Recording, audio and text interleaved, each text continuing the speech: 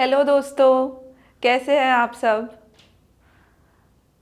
आज हमारा एक लाइव सेशन होने वाला है और वो सेशन होने वाला है active voice and passive voice पर। क्या आपको मेरी आवाज़ क्लियरली सुनाई दे रही है? इफ़ आई एम ऑडिबल आप चैट बॉक्स में येस लिख सकते हैं। मेरे पास मेरे सामने मेरा लैपटॉप है और मैं आपके सारे कमेंट्स पढ़ रही हूँ, तो आप कमेंट कीजिए and I will have a look. Okay, I think I am audible. तो आज कहाँ कहाँ से हमारे साथ लोग जुड़ रहे हैं मैं ये जानना चाहती हूँ। मैं यहाँ कोयंबतूर ऑफिस से बात कर रही हूँ, इंग्लिश पार्टनर के कोयंबतूर ऑफिस से। हमारे ऑफिसेस मुंबई, बैंगलोर, चेन्नई सब जगह है।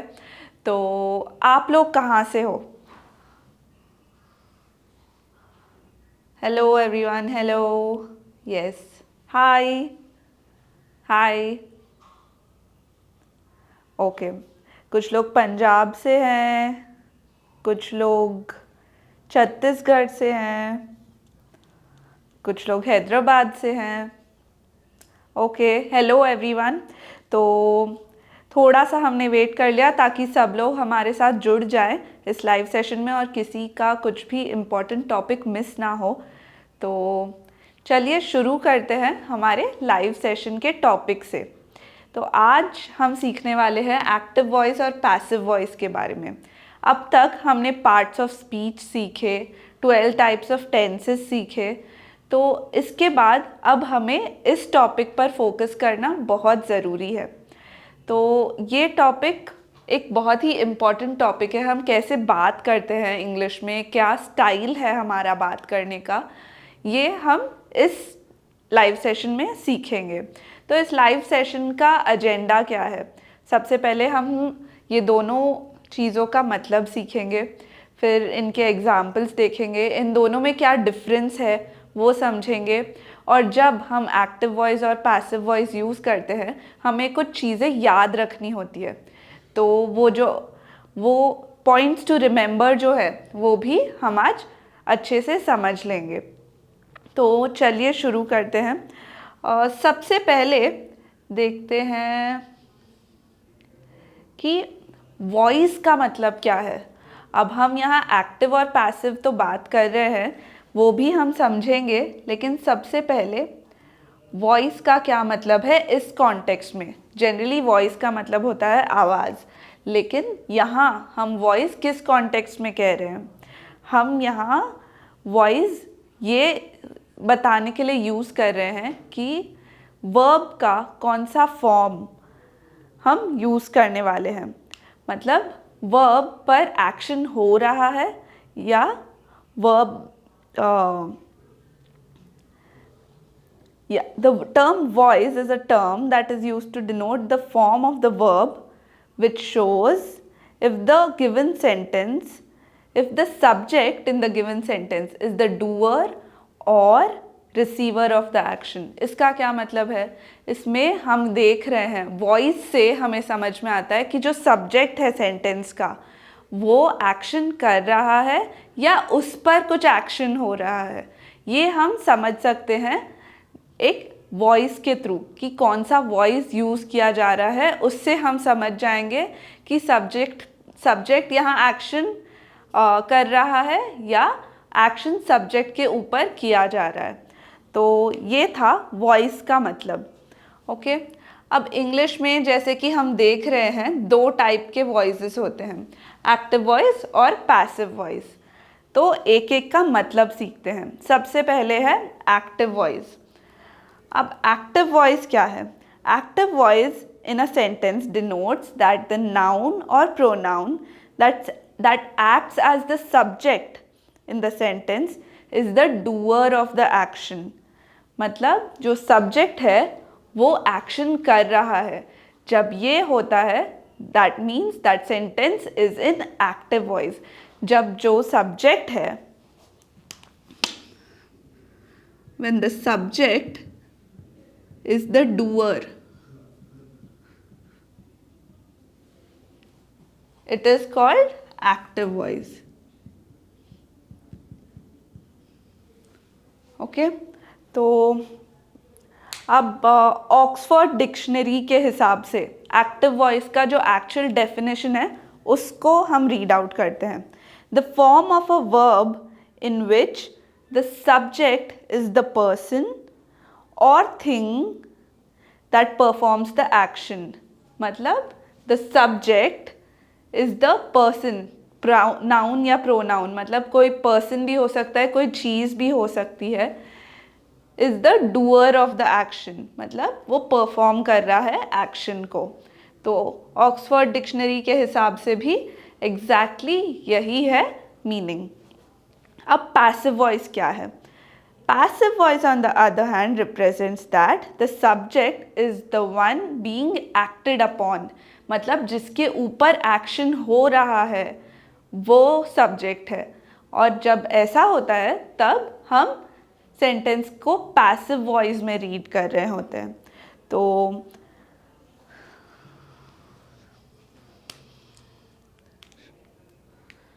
ओके, तो जब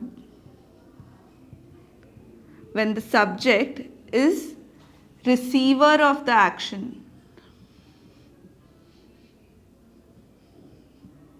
मतलब जिसके ऊपर एक्शन हो रहा है, then it is called passive voice. When the subject is the receiver of the action, it is called a passive voice. चलिए अब इसका भी ऑक्सफोर्ड डिक्शनरी के हिसाब से जो एक्चुअल डेफिनेशन है वो देखते हैं. Passive voice is defined as the form of a verb used when the subject is affected by the action of the verb. मतलब verb का जो action है उससे जो subject पे effect पड़ रहा है उसके बारे में हम बात कर रहे हैं. When the subject is affected by the action, then it is a passive voice. The subject is the receiver of the action. Receiver is affected by the action, then it is called passive voice. Okay, तो कुछ चीज़ें हैं जो हमें active और passive voice use करते वक्त ध्यान में रखनी चाहिए. ओके, तो सबसे पहले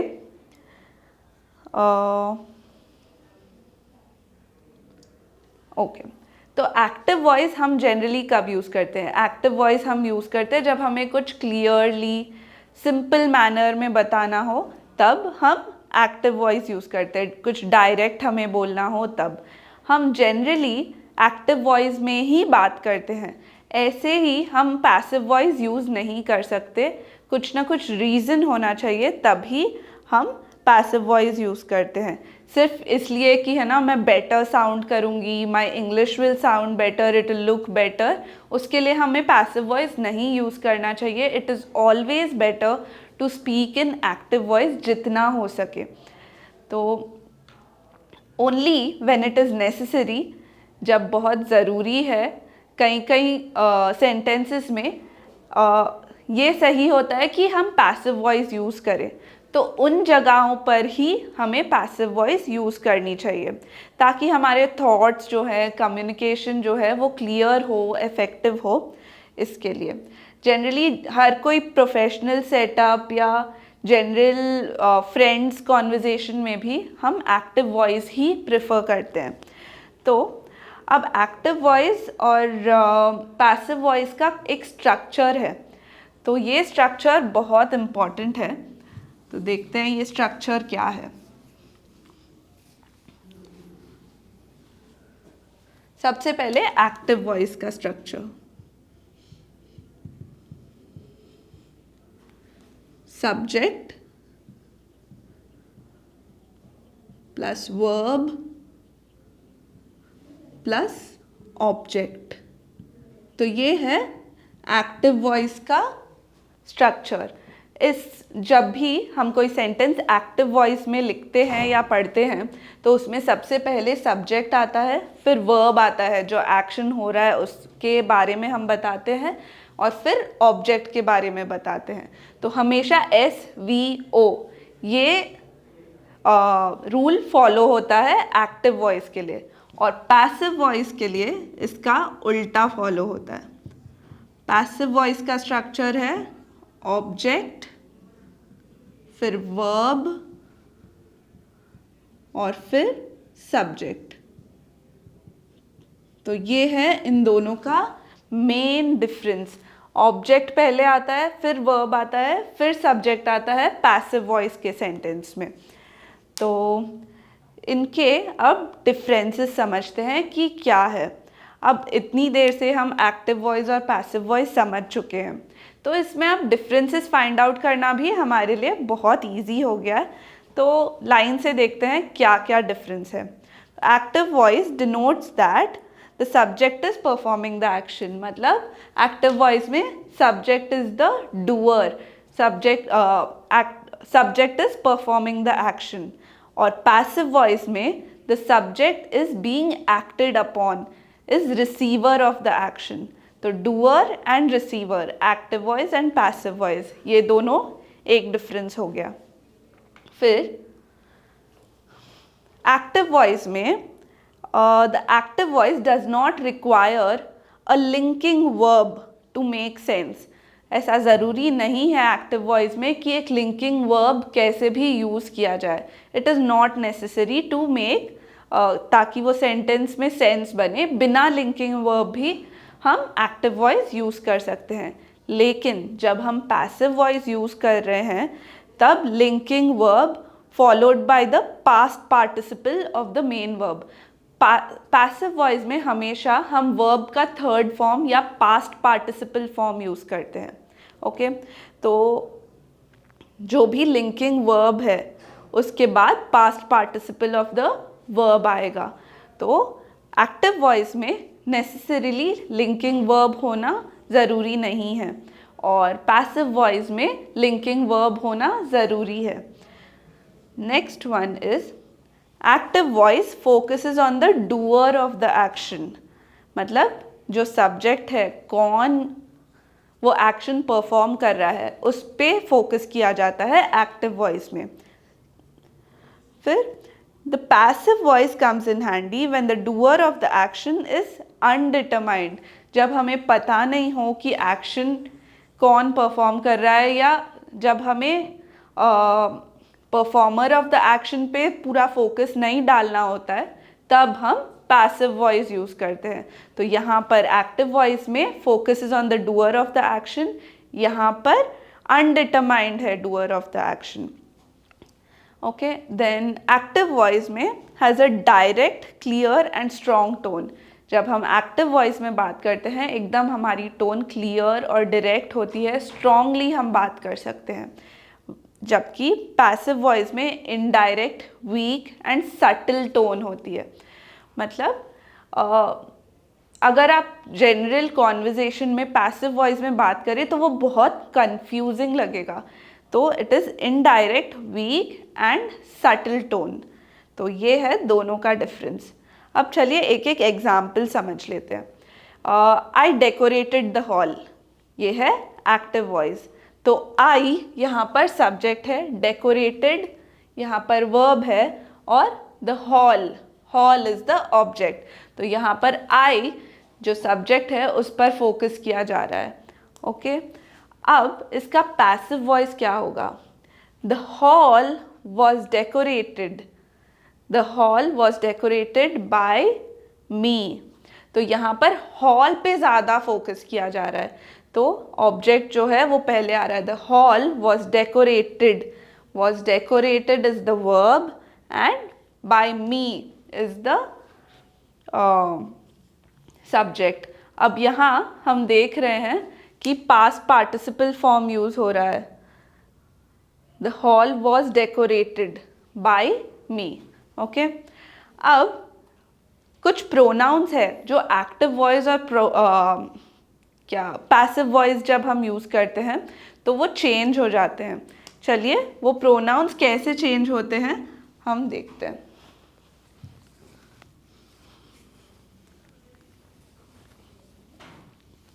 मैं इन्हें लिस्ट आउट करूंगी ताकि आपके लिए समझना बहुत इजी हो जाएगा। Active voice and passive voice. तो जब हम एक्टिव वॉइस में आई यूज़ करते हैं तो हम पैसिव वॉइस में वही प्रोनाउन को मी कह के यूज़ करते हैं। जैसे कि हमने पिछले एग्जाम्पल में ही देखा, I decorated the house was decorated by me. तो यहाँ पर आई मी बन जाता है, जो सब्जेक्ट है, प्रोनाउन है, वो चेंज हो गया है। फिर वी बन जाता है us. We decorated the house was decorated by us. तो सब्जेक्ट यहाँ पर फिर से चेंज हो रहा है। फिर आता है ही क्या बनेगा? ही बन जाता है him. He read the book was read by him. He read the book is active voice, the book was read by him is the passive voice. और she बन जाएगा her. She was walking on the road and the road was being walked upon by her. तो ये कितना अजीब sentence बन गया। हम अगर जनरल कॉन्वर्जेशन में ऐसे कहें, the road was being walked upon bye हर, तो कितना फनी लगेगा। She was walking on the road सही है, बट जनरल लैंग्वेज में हम पैसिव वॉइस नहीं यूज़ करते, इसलिए हमेशा शी हर बन जाता है, ही हिम बन जाता है, वी अस बन जाता है और आई मी बन जाता है। दे क्या बनता है? दे बन जाता है them. They decorated the house was decorated bye them. Okay, और इट क्या बनता है? कैन यू गेस इट क्या बनता है? Can you right it in the chat box?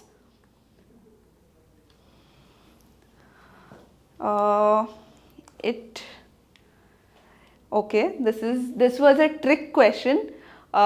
It कभी चेंज नहीं होता, इट को हम इट ही रखते हैं, it does not change.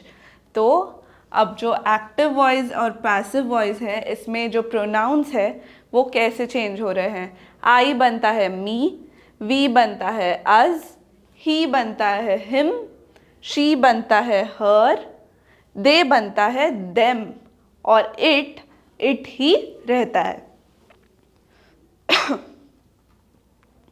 Okay, तो ये बहुत ही इम्पॉर्टेंट है, please make a note of this ताकि आपके लिए इजी हो।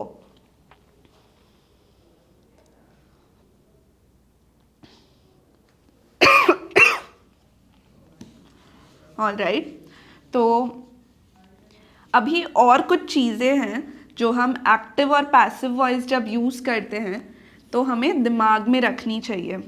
तो ये क्या बातें हैं हम देखते हैं। तो ये कुछ और चीज़ें जो हैं, चलिए देखते हैं पॉइंट वाइज। सबसे पहले, when converting a sentence in active voice to passive voice, the first thing that you have to do is interchange the subject and object. जैसा कि हमने देखा SVO, subject verb object active voice में होता है और पैसिव वॉइस में होता है ऑब्जेक्ट वर्ब सब्जेक्ट। तो जैसा कि हम देख रहे हैं, सब्जेक्ट और ऑब्जेक्ट यहाँ पर एक्सचेंज कर दिया गया है, इसलिए हम कह रहे हैं सबसे पहले हमें जब कन्वर्ट करना है एक्टिव वॉइस से पैसिव वॉइस में कोई सेंटेंस, तो सबसे पहले हमें यही ध्यान रखना है कि सब्जेक्ट को हम लास्ट में लाएं और ऑब्जेक्ट को पहले लेके आ जाएं। The next part of speech you have to focus on is the verb. When converting active voice into passive voice, you just have to convert the main verb to past participle or its third form. तो जो verb होता है दोनों में, अब यहाँ जो main verb है उसका past participle form हम passive voice में use करेंगे। तो अब हमें verb पे focus करना है। ये interchange तो हमने कर दिया, उसके बाद वर्ब का थर्ड फॉर्म या फिर जो पास्ट पार्टिसिपल फॉर्म है हमें उसे कन्वर्ट करना होगा। Okay, the next thing is when you are changing the tense of the main verb, Make sure you use an auxiliary verb which maintains the tense the sentence represents. Okay, तो यहाँ ये कह रहे हैं कि जब कोई सेंटेंस का टेंस हम चेंज कर रहे हैं तो वहाँ पर हमें ऑक्सिलरी वर्ब्स यूज़ करने चाहिए. ऑक्सिलरी वर्ब्स क्या है? विल, शल, कैन, कुड हमने सीखे थे. तो इसके साथ हमें ऑक्सिलरी वर्ब यूज़ करने पड़ेंगे मेन वर्ब के साथ, ताकि जो पूरे सेंटेंस का जो टेंस है वो चेंज ना हो, वो मेंटेन होता रहे. तो उसके साथ हम एक ऑक्सिलरी वर्ब यूज़ करेंगे.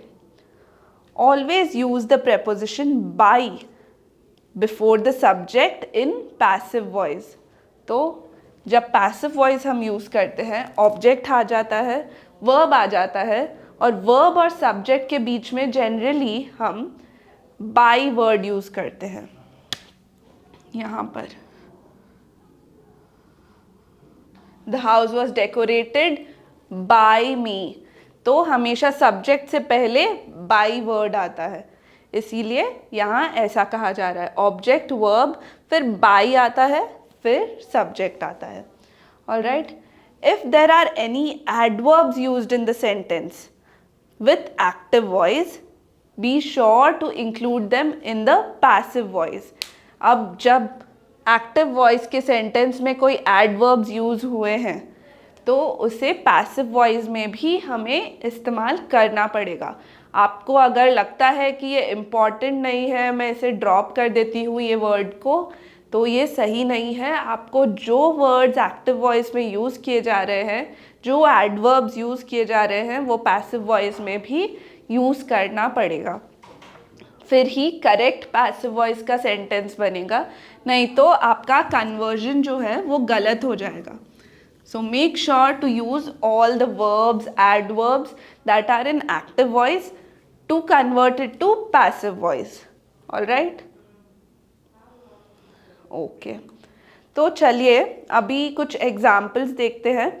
मैं आपको फर्स्ट फ्यू एग्जाम्पल्स दे के कन्वर्ट करने में हेल्प करूँगी, and then I will give you a few questions, ताकि आप मुझे चैट बॉक्स में लिखकर बताएं कि उसका कन्वर्जन क्या होगा.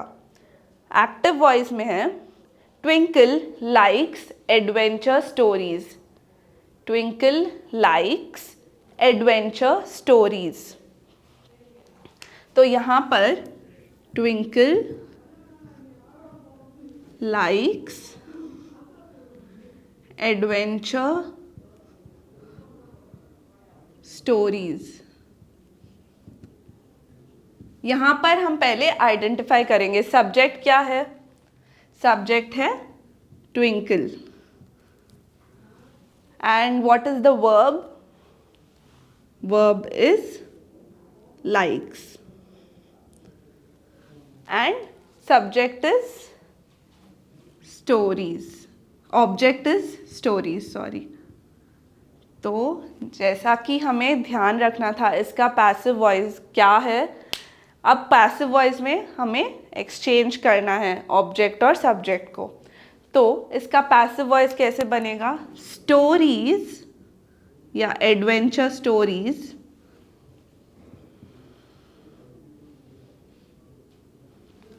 are liked by Twinkle. Twinkle का T capital because it is a noun. Okay. Adventure stories are liked. यहाँ पर verb का form भी change हो रहा है. Liked is the third form of the verb. By Twinkle. Twinkle is the subject here. तो object, verb और subject, और subject से पहले हम by भी use कर रहे हैं. So this is the way to convert a active voice, an active voice sentence to a passive voice sentence. चलिए और एक example देखते हैं. Lata is learning French this year. Lata is learning French this year.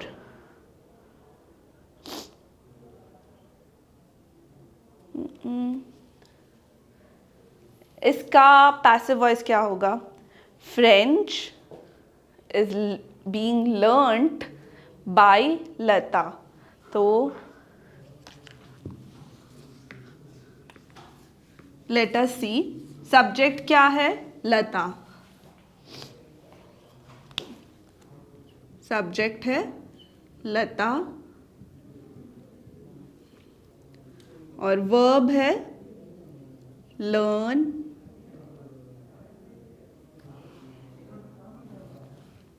Object है French. तो active sentence क्या है? Lata is learning French this year. अब इसको उल्टा करेंगे तो French is being learned. Being learned is the third form of by Lata. तो सब्जेक्ट से पहले बाय भी यूज हो रहा है. French is being learned by Lata. Learned कौन सा learned? LEARNT. This is the third form of the verb. Alright. तो और एक एग्जाम्पल देते हैं. अब मैं एक्टिव वॉइस में एक सेंटेंस लेती हूँ, सॉरी पैसिव वॉइस में एक सेंटेंस लेती हूँ और उसको हम एक्टिव वॉइस में कन्वर्ट करेंगे. ऑलराइट. तो Kurt has brought sorry. Okay. Cricket was played by Siddharth. Cricket was played by Siddharth. तो सिद्धार्थ यहाँ पे सब्जेक्ट है, वो एंड में आ रहा है. एंड क्रिकेट ऑब्जेक्ट है और प्लेड वर्ब है. तो cricket was played by Siddharth. यहाँ पर ऑब्जेक्ट वर्ब और सब्जेक्ट हम यूज़ कर रहे हैं. इसको एक्टिव वॉइस में कैसे यूज़ करेंगे? सिद्धार्थ सबसे पहले आ जाएगा because he is the subject. Siddharth played cricket. Simple. Siddharth is the subject, played is the verb और cricket is the object. Siddharth played cricket. हो गया. और एक एग्जाम्पल लेते हैं. Invitation cards were being made by them. Invitation cards were being made by them. तो them यहाँ पर क्या है? सब्जेक्ट है. तो वो जब एक्टिव वॉइस में यूज़ होगा, हमने देखा था कैसे यूज़ होगा. them बन जाएगा they फॉर एक्टिव वॉइस. तो they were making invitation cards. They were making invitation cards is the active voice. Alright. तो अब मैंने आपको दो एग्जाम्पल्स दे दिए समझाते हुए कि कैसे हमें कन्वर्ट करना है. आई होप आपको समझ में आया. लेट मी फाइंड आउट अगर आपको प्रॉपरली समझ में आया है या नहीं. तो मैं आपको एक्टिव वॉइस और पैसिव वॉइस में कुछ सेंटेंसेस दूंगी and you can give me the conversion. सबसे पहले active voice to passive voice करते हैं. Varun is helping Rashmi. Varun is helping Rashmi. इसका पैसिव वॉइस सेंटेंस क्या होगा? Varun is helping Rashmi. Yes, please write it in the chat box. I am reading it out. Yes, Rashmi is being helped by Varun. Rashmi is the subject, Rashmi is the object, Varun is the subject. So Rashmi is being helped by Varun. A gift was given to Manasa by me. इसको हमें active voice में convert करना है. A gift was given by Manasa to Manasa by me.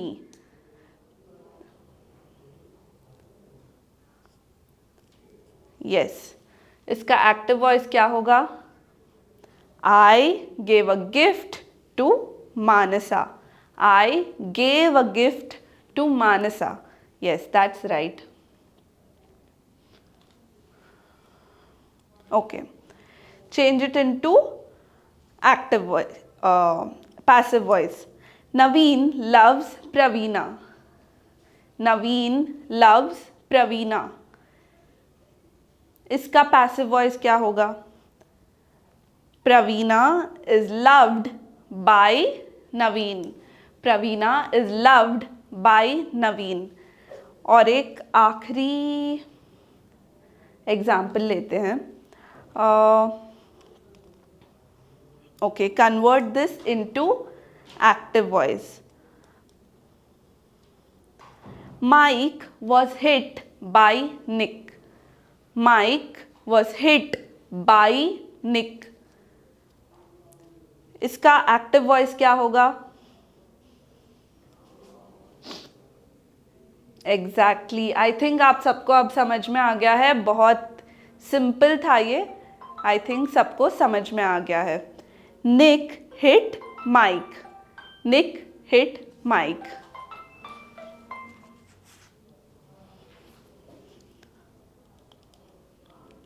Exactly.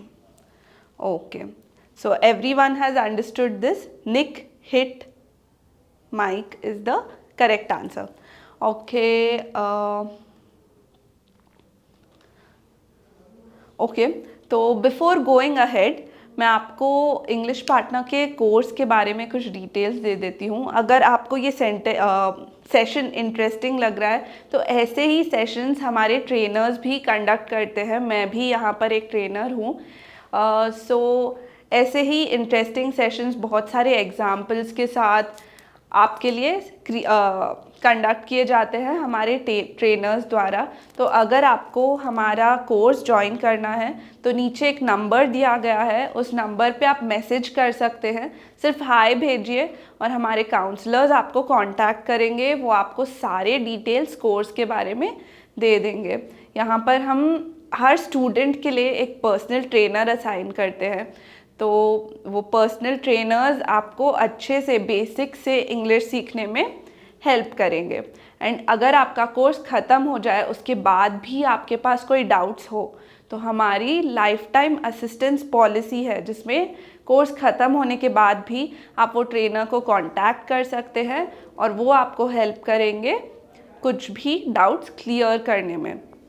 सो आज का session ये ही था, active voice and passive voice. I think सबको अच्छे से समझ में आ गया है कि कैसे हम एक्टिव वॉइस और पैसिव वॉइस यूज़ करते हैं और कैसे इन्हें कन्वर्ट किया जा सकता है।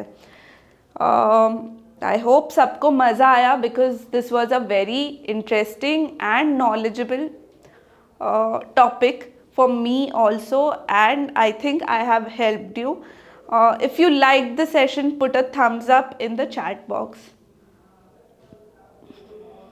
Yes, I loved the session too. बहुत मज़ा आया. Thank you for joining us in this live session.